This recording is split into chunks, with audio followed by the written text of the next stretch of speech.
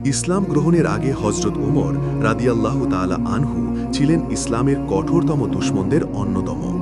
কুরাইশরা একদিকে ইসলামী আন্দোলন ও তার আহ্বায়কের বিরোধিতায় চরমপন্থা অবলম্বন করতে লাগল, অন্যদিকে এদের সঠিক পথ নির্দেশনার জন্যে হজরত সাল্লাল্লাহু আলাইহি ওয়াসাল্লাম এর হৃদয়মন প্রেমের আবেগে উদ্বেলিত হয়ে উঠল। আবু জেহেল এবং উমর উভয়েই তার দুশমনীতে অত্যন্ত কঠোর ভূমিকা গ্রহণ করেছিল।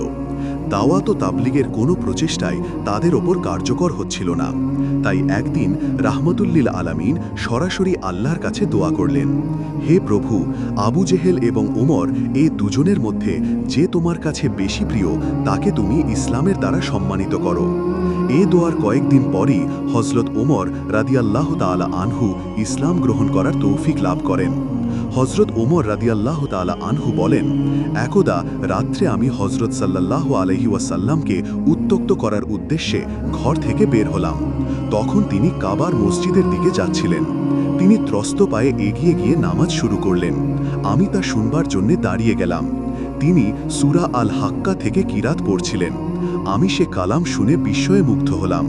তার কবিত্বময় ভাষা ও বর্ণনা ভঙ্গি অত্যন্ত মর্মস্পর্শী মনে হল।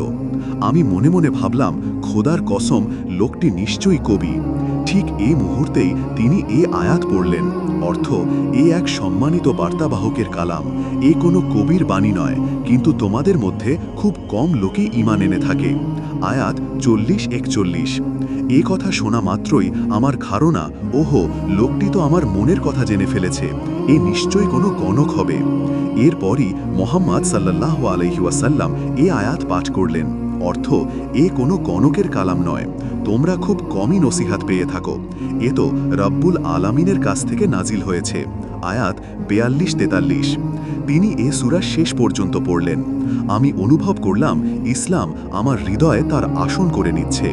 কিন্তু যতদূর মনে হয় হজরত ওমর রাদিয়াল্লাহু তাআলা আনহু অত্যন্ত শক্ত প্রকৃতির ও দৃঢ়চিত্ত লোক ছিলেন। এজন্যে এবারই তার ভেতরকার পরিবর্তনটা পূর্ণ হল না। তিনি তার চিরাচরিত পথেই চলতে লাগলেন। এমনকি একদিন তিনি দুশমনির তাড়নায় উত্তেজিত হয়ে হজরত সাল্লাল্লাহু আলাইহি ওয়াসাল্লামকে হত্যা, নাউজুবিল্লাহ, করার উদ্দেশ্যে উন্মুক্ত তরবারি নিয়ে ঘর থেকে বের হলেন। পথিমধ্যে নঈম বিন আবদুল্লাহর সঙ্গে তার সাক্ষাৎ হল। সে জিজ্ঞেস করল, কোথায় যাচ্ছ ওমর? তিনি বললেন, মোহাম্মদ সাল্লাল্লাহু আলাইহি ওয়াসাল্লামকে হত্যা করতে যাচ্ছি। নঈম বলল, আগে তোমার নিজের ঘরেরই খবর নিয়ে দেখো, তোমার নিজের বোন ভগ্নিপতি তো ইসলাম গ্রহণ করেছে। এ কথা শুনে ওমর মোড় ফিরলেন এবং সোজা বোনের বাড়িতে গিয়ে হাজির হলেন। তার বোন ভগ্নিপতি উভয়ই তখন কোরআন তেলাওয়াত করছিলেন। ওমরকে আসতে দেখেই তারা চুপ করে গেলেন এবং কোরআনের অংশটি লুকিয়ে ফেললেন।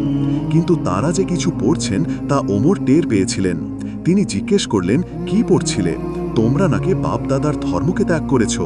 এই কথা বলেই তিনি ভগ্নিপতিকে প্রহার করতে লাগলেন। স্বামীর সাহায্যের জন্য বোন এগিয়ে এলে তাকেও তিনি মারতে লাগলেন। এমনকি উভয়ে রক্তাপ্লুত হয়ে গেলেন।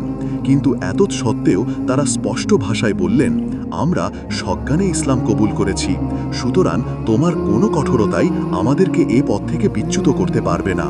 তাদের এই অটল সংকল্প দেখে হজরত ওমর কিছুটা প্রভাবিত হলেন। তিনি বললেন, আচ্ছা, তোমরা কি পড়ছিলে আমাকে শোনাও দেখি। বোন ফাতেমা কোরআনের অংশটি এনে সামনে রাখলেন। সেটি ছিল সূরা তহা।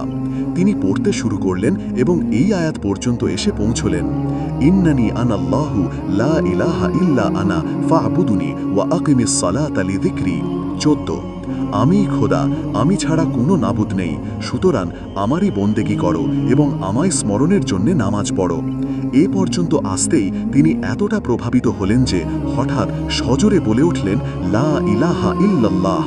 এরপর তিনি সেখান থেকে সোজা হজরত মুহাম্মদ সাল্লাল্লাহু আলাইহি ওয়াসাল্লামের খেদমতে রওয়ানা হলেন। এ সময় হজরত সাল্লাল্লাহু আলাইহি ওয়াসাল্লাম সাহাবী আরকামের গৃহে অবস্থান করছিলেন। ওমর দরজার কাছে পৌঁছলে তার হাতে তরবারি দেখে উপস্থিত সাহাবীগণ ঘাবড়ে গেলেন।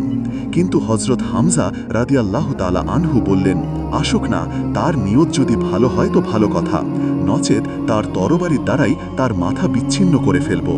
ওমর ঘরের মধ্যে পা বাড়াতেই হজরত মুহাম্মদ সাল্লাল্লাহু আলাইহি ওয়াসাল্লাম এগিয়ে এসে তাকে সজোরে আঁকড়ে ধরে জিজ্ঞেস করলেন, কি ওমর, কি উদ্দেশ্যে এসেছ? এ কথা শুনেই যেন ওমর ভয় পেয়ে গেলেন। তিনি অত্যন্ত বিনয়ের সাথে জবাব দিলেন, ঈমান আনার উদ্দেশ্যে। হজরত মুহাম্মদ সাল্লাল্লাহু আলাইহি ওয়াসাল্লাম স্বতঃস্ফূর্তভাবে বলে উঠলেন, আল্লাহু আকবার। সঙ্গে সঙ্গে সমস্ত সাহাবী তাকবীর ধ্বনি উচ্চারণ করলেন। এরকম আরও ইসলামিক নতুন নতুন ভিডিও পেতে পেজটি ফলো দিয়ে পাশে থাকবেন। ধন্যবাদ।